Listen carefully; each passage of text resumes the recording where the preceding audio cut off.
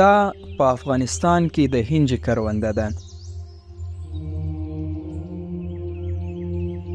هغه ځمکې چې تر دې وړاندې د نشهیي توکو له بېرحمانه کرکیلې سره مخ وې.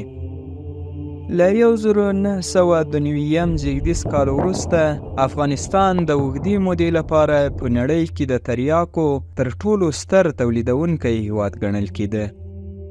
په یاده موده کې افغانستان د تریاکو د تر ټولو ستر تولیدونکي هیواد په توګه په دې چاره کې تر میانمار، مکزیک او کولمبیا هم مخکې و. په 2001 زېږدیز کال کې پر افغانستان د امریکا او ناټو تر پوځي یرغل وروسته په دغه هیواد کې د تریاکو د تولید لړۍ لا چټکه شوه. On my orders, the United States military has begun strikes against Al-Qaeda terrorist training camps and military installations of the Taliban regime in Afghanistan. د امریکا پوځ او تور سازمان د نشهیي توکو له قاچاقچیانو سره همکاري پیل کړه او په دې ډول د یادو توکو د ګټې غوښنه برخه د دوی جیبونو ته روانه وه. د ملګرو ملتونو د نشهیي توکو او جرمونو ادارې UNODC د اطلاعاتو له مخې په افغانستان کې د تریاکو د کرکیلي او فصلي تولید کچه د 2004 او 2007 میلادي کلونو ترمنځ د امریکایي او ناټو ځواکونو په شتون کې او د اسلامي امارت تر ړنګېدو وروسته تر ټولو لوړې کچې ته ورسید. په 2007 زېږدیز کال کې د هغه ځمکې اندازه چې په افغانستان کې د خشخاشو د کرکیلي لپاره کارول کېده تر هغې ځمکې خورا ډیره وه چې په جنوبي امریکا کې د کوکاینو د کښت او روزنې په موخه ترې ګټه اخیستل کېده. په 2007 زېږدیز کال کې په نړیوالو بازارونو کې د حشیش او تریاکو په ګډون د غیر طبي یا رامرکوونکو موادو 2.9 سلنه په افغانستان کې تولیدېدل او په دغه هیواد کې د ټولو تولید شوو تریاکو ارزښت څه باندې 4 میلیارده ډالرو ته رسېده چې یوازې 4مه برخه یې افغان بزګرانو ترلاسه کولې او پاتې نور یې د پوځي قومندانانو، جنګ سالارانو او د نشهیي توکو د قاچاقړونکو جیبونو ته روانې وې. په 2010 زېږدیز کال کې د ترسره شویو شمیرو په پایله کې افغانستان یو ځل بیا په نړۍ کې د خشخاشو د کښت او تولید په برخه کې نړیوال ریکارډ جوړ کړ. د دغه شمیرو له مخې یاد کال د افغانستان په 330,000 هکتاره ځمکه کوکنار کرل شوي وو. په افغانستان کې د کلونو اوږده جګړه، د امنیت نشتون، د اقتصادي زیربناو له منځه تلل او د بیا رغونې او اقتصادي پراختیا پر ټپه درېدل د دې لامل شوي وو چې دغه هیواد د نړۍ پر کچه د تریاکو د سترو تولیدونکو هیوادونو د نوملړ په سر کې ځای خپل کړي.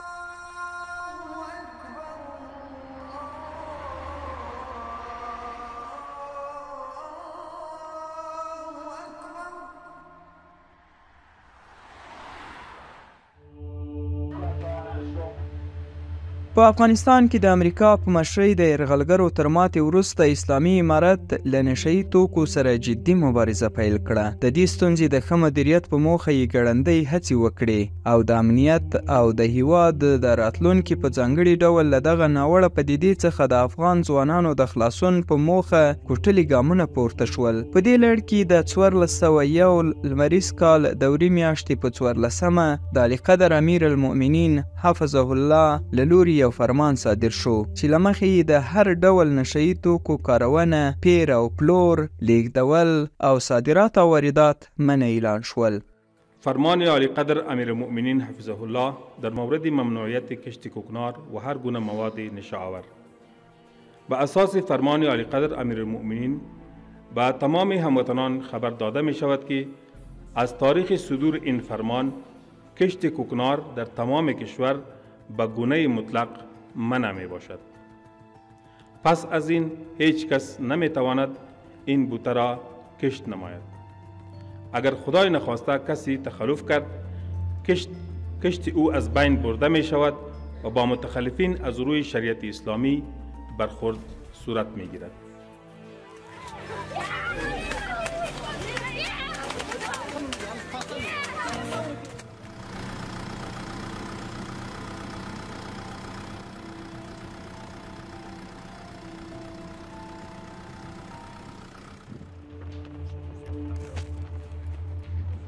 اسلامي امارت پر افغانستان تر بیا واکمنېدو وروسته د هغه ځمکو د کنټرول او راګرځولو تکل وکړ چې له دې وړاندې د نشه یي توکو د مافیایي ډلو ټپلو په واک کې وې. د امنیتي او دفاعي ځواکونو په مرسته د دغه سیمو د کنټرول په موخه پراخې هڅې وشوې.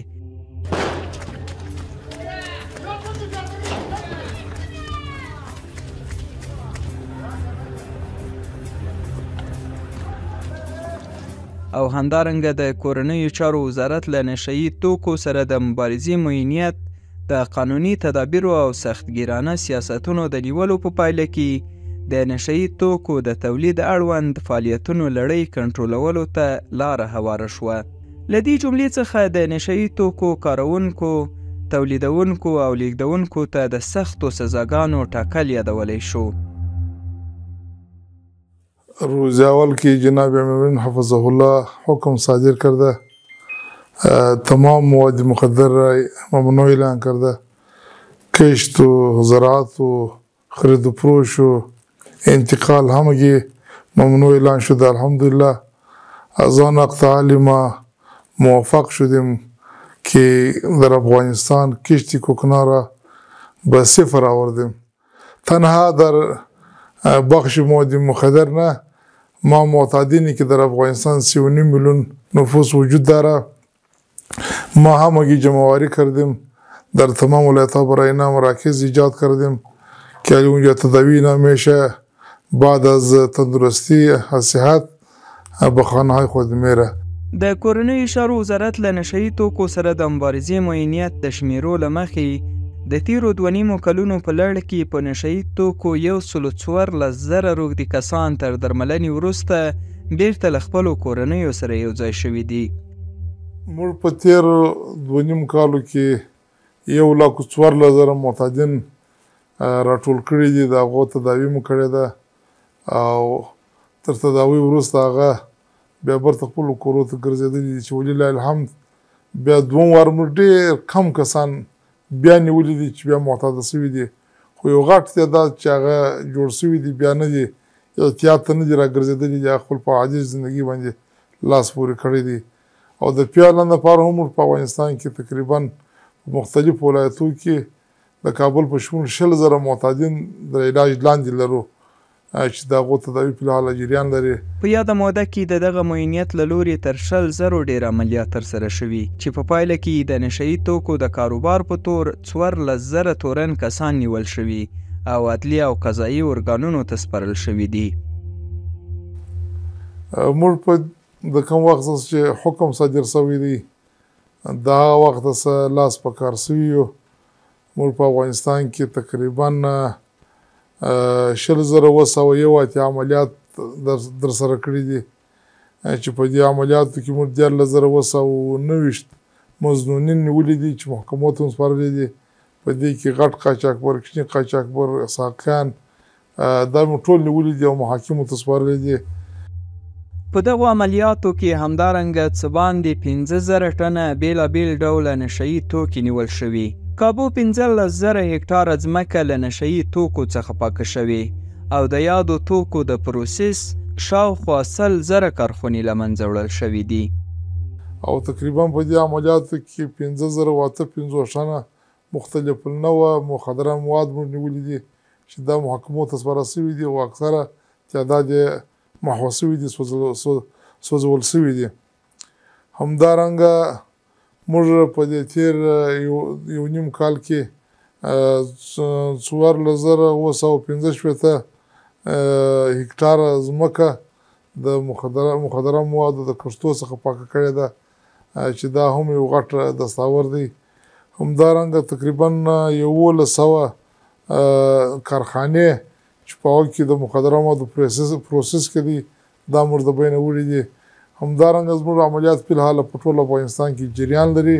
د نشهیي توکو د لیږد رالېږد د کمېدو اهمیت ته په کتو اسلامي امارت تل هڅه کړې چې د یادو توکو قاچاق حد اقل ته راټیټ کړي او په دې موخه د امنیتي ځواکونو او ګمرکونو په همکارۍ د سرحدونو د کنټرول او نشهیي توکو د قاچاق د مخنیوي په موخه جدي تدابیر نیول شوي دي. د دې الهي قانون او د الهي ارشاد په دې مطابق په ټول هیواد کې د مواد مخدرو قاچاق پلور کشت ټول وخت مو ورته چمتو یو او انشاءالله تعالی په ټول هیواد کې به مخنیوی کوو. هیڅ چاته به دا اجازه نه ورکړي څوک کشت وکړي او قاچاق وکړي. اسلامي امارت له دغه ناوړه پدیدې سره د مبارزې او د نشهیي توکو له زیانونو څخه د ټولنې د خبرولو په موخه د عامه پوهاوي او اطلاع رسونې روزنیز پروګرامونه هم په لار اچولي دي. موږ یو ټیم لرو د صحي ټیم په نام باندې صحوي چې هلته په ساحه کې کار کوي چې د هغې سره د کلي علما او سپنګیري مشران هم په رابطه کې وي. دوی ته د مواد مخدر هغه اضرار چې مثلا دوی آینده خرابوي هغه د هغې علماو او د هغې د کلي د مشرانو په توسط باندې او زموږ د کارمندانو په توسط باندې دوی ته هغه آګاهي او خبرداری موږ دوی ته ورکوو چې هلته موږ په ساحه کې ملګري شته د هغې لپاره موږ مشخص کسان لرو ټیمونه لرو چې هلته ځي په ساحه کې او د خلکو ته د دې نه خبر ورکوي. او همدارنګه له بزګرانو څخه د ملاتړ په موخه د بدیل کښت پروګرامونه په لار اچول شوي. د دې جملې څخه بزګرانو ته د فني زده کړو با کیفیته کرنیزو تخمونو او نقدي مرستو ورکول یادولی شو. توزیع بیشتر از 30,000 متریک تن تخم اصلاح شده بذری گندم و کودکیمیایی برای دهاقین در سرتاسر کشور با همکاری سازمان‌های ملی و بین المللی از طریق مؤسسات همکار صورت گرفتگی است.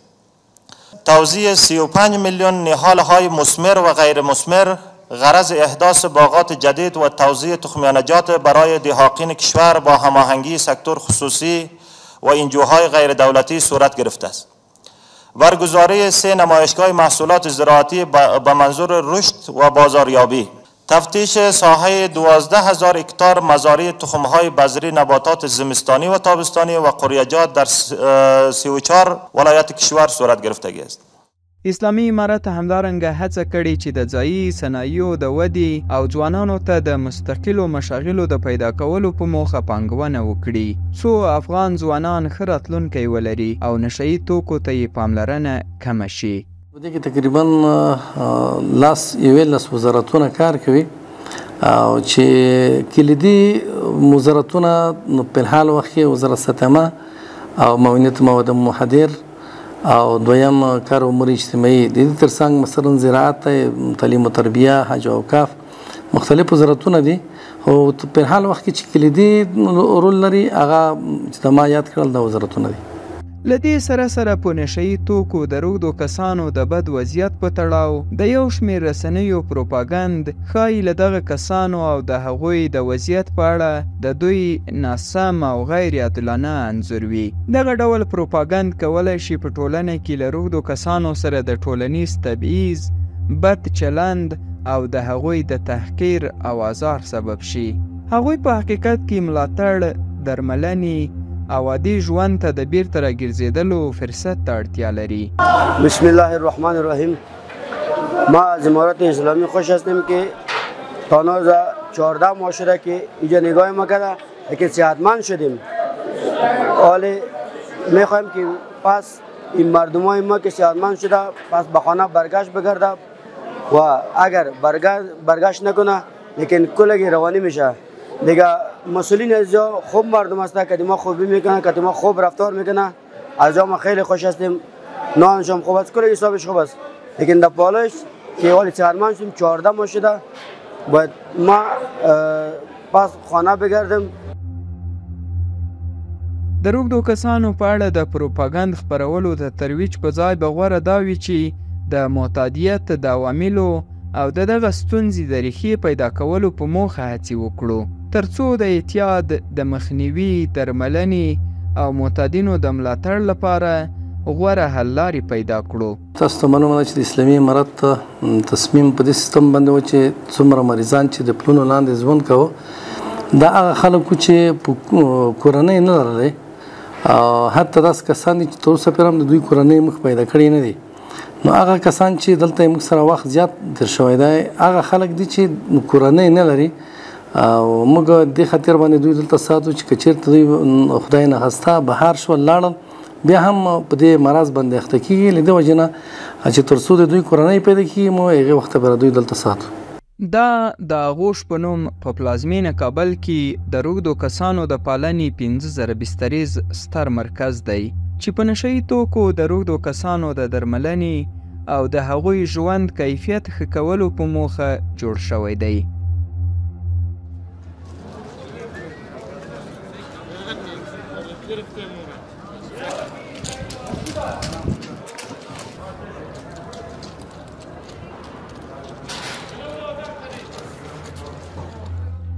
په دغه مرکز کې روږدو کسانو ته د درملنې په جریان کې د امن او سالم چاپیریال ترڅنګ د رواني درملنې، مشاورې، ورزش، ډلهییزې درملنې، فني او حرفوي زده کړو خدمتونه هم وړاندې کیږي.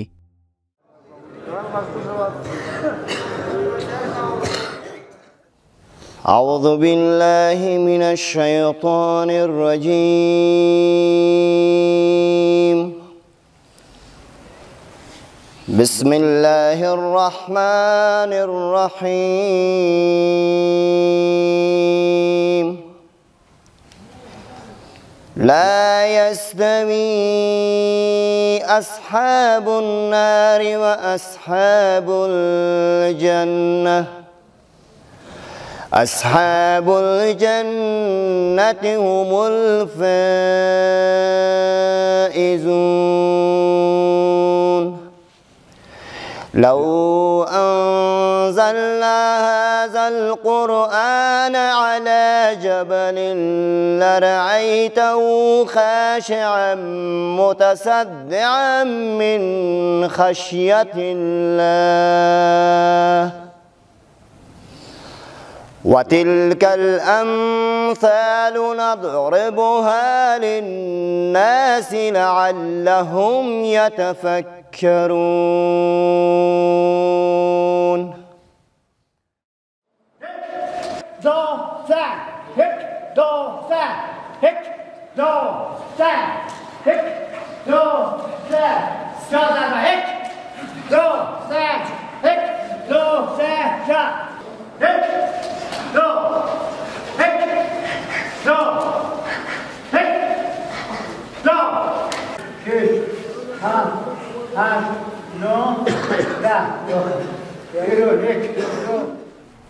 پروسه انتقال معتادین از کمپ فنیکس به کمپ 5000 بستر آغوش کابل قسمی است که از کمپ فنیکس اینجا انتقال می‌یافتند و توسط تیم معاینه مبارزه با مواد مخدر اونها راجستر میشن. هر کدام از اینها منابع خود راجستر شده به بلاک های مشخص انتقال داده میشن و برای اینها تیمی است که راهنمایی میکنه. البته ما اینجا تیم بخش اجتماعی را هم داریم که در این قسمت با ما همکار هستند، همکاری لازم می داشته باشند در قسمت انتقال معتادین و در قسمت تهیه و تدارک بعضی از موارد، بعضی از وسایل هایی که برای ما نیاز می داشته باشند همکاری می کنند. و همچنان قسمی که شما هم در جریان هستین و عرضه خدمات صحی به شکل درستش انجام میافته. زه عابد وردک د معتادینو په شفاخانه کې مدیر تنظیف یم او نو خپله د ما ډېر مسؤلیت دا وي چې په بلاکو باندې او په روتاکو باندې احتي وکړم او په امام باندې. نو الحمدلله اوس د مریضان بیخي جوړ روغ دي او د جوړ په حالت کې دي او اسلامي امارت هم بیخي ډېر هڅه کوي چې د مریضان سره کوشش وکړي جوړ شي. نو موږ هم خپله بیخي زیات خدمت کوو، شپه ورځ اخته یو نو د دوی خدمت کوو. دغه مرکز ته د راوړل شویو ناروغانو اکثره یې دلته له شته چوپړتیاوو او اسانتیاوو څخه خوښ بریښي او له احتیاط څخه پاک راتلونکي ته هیلهمند دي.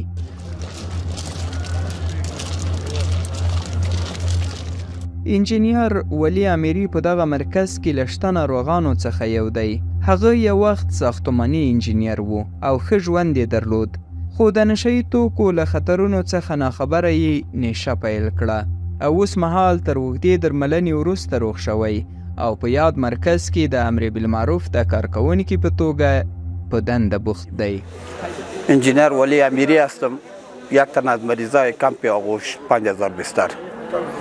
ما مدت 1 سال پیش در سرای شمالی که از امارات اسلامی افغانستان اینا تصمیم گرفتن که در سراسر افغانستان چیزی معتادینی که است جمع‌آوری کنن و اینا را به شفاخانه انتقال بدن و صحتیاب کنن که ما هم در سرای شمالی توسط امارات اسلامی افغانستان جمع‌آوری شدیم و به شفاخانه فنکس 1000 بستر فنکس انتقال داده شدیم که مرحله دیداکس ما اوجا بود که حدود 1 ماه 2 ماه در اوج مرحله دیداکس ما بود که دوباره ما یک کم صحتیاب شدیم، دوباره ما را انتقال دادن به کمپ آغوش 5000 بستر پل چرخی که فی الحال ما در کمپ آغوش پل چرخی به صفت امر بالمعروف ایفای وظیفه میکنم. حیدرخان هم د دغه کسانو له ډلې څخه دی چې په کلکو هوډ دغه مرکز ته راغلی او د نشهیي توکو پرېښودل د ځان او هیواد د پرمختګ پر لور ګام بولي. په خپل په زړه باندې ما تصمیم ونیول چې دغه نشه به موږ ترک وکړو په دغه خاطر چې دا عاقبت ښه نه لري. موږ ستاسو ځوانان چې دي که نه دې دپاره چې هغه وکړي چې مخې ته لاړ شي. په دغه خاطر بیا ما خپل ورور ته وویله چې موږ تاسو هغه کوو چې یو تصمیم قاطع نیسو، ځکه چې موږ تاسو تکلیفونه هم لرو، مشکلاتونه هم لرو، دغسې په یو حالات کې راځو چې زموږ ستاسو په مخ کې ډېره او غټه پروسه دی. په دغه خاطر ما په خپل ځان دپاره دا تصمیم واخیستلو چې خپل ورور ته هغه وکړم، خپل په څنګ کې ودرېږم، په خپله راشم، په خپل په زړه باندې ځان تسلیم وکړم چې دغه نشه خوشې کړم. دغسې نه کېږي چې مثلا په یو کور کې کینی یا مثلا په یو ځای کې کینی په یو نشه باندې چې نشه وکړي، نشه سره هېڅ شی هم نه جوړېږي.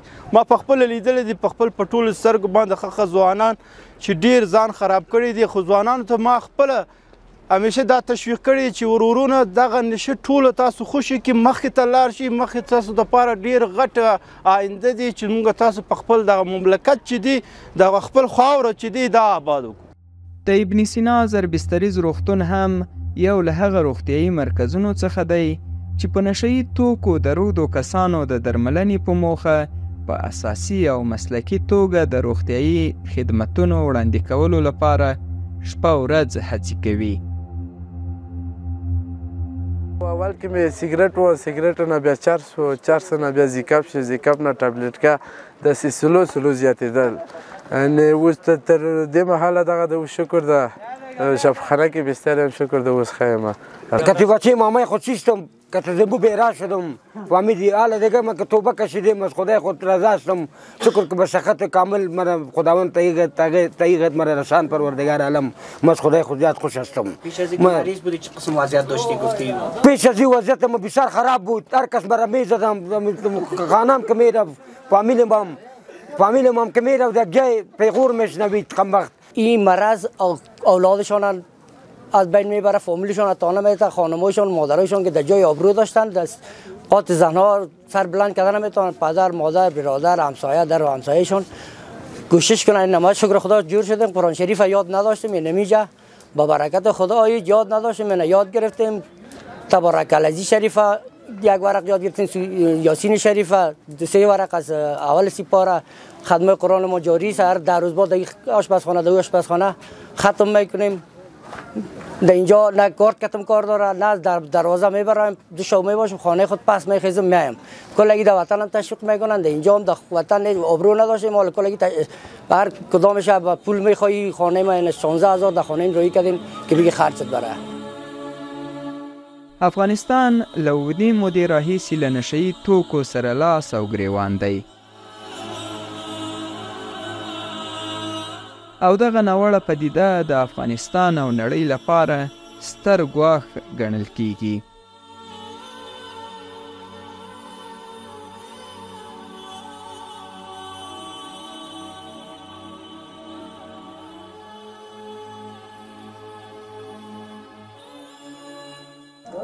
ما داسې دوست پیدا نه کړي چې ما ته لاس راکړي، ما ته سمه لار وښیي.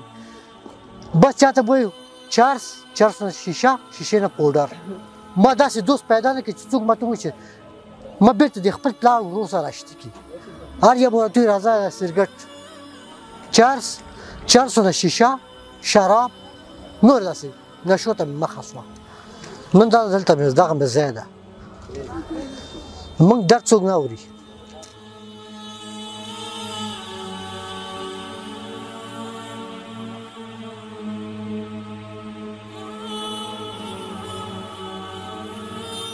تر بریا وروسته له نشه یي توکو سره د اسلامي امارت مبارزې د خلکو او افغان ځوانانو پر مټ د سترې اتلولۍ بڼه خپله کړې.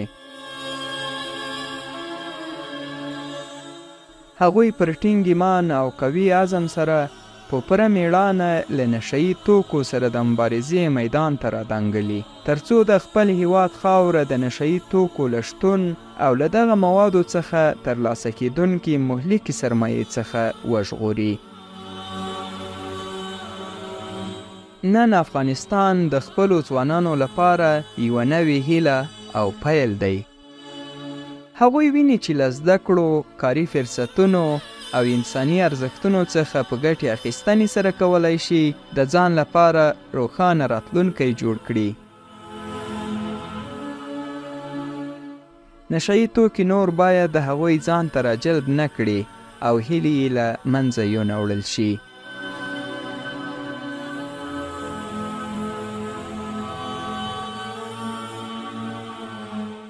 په آخر کې کله چې افغانستان ته نظر وکړو نو روحي سفر ته ځو، هغه سفر چې له تر ټولو ترینګلو شیبو څخه پیل او د روښانه راتلونکي په لور پای مومي. باید د افغانستان پر خلکو باور ولرو او ترڅنګ یې ودرېږو او هغوی ته تر دې ډېر انګیزه او هیله ورکړو.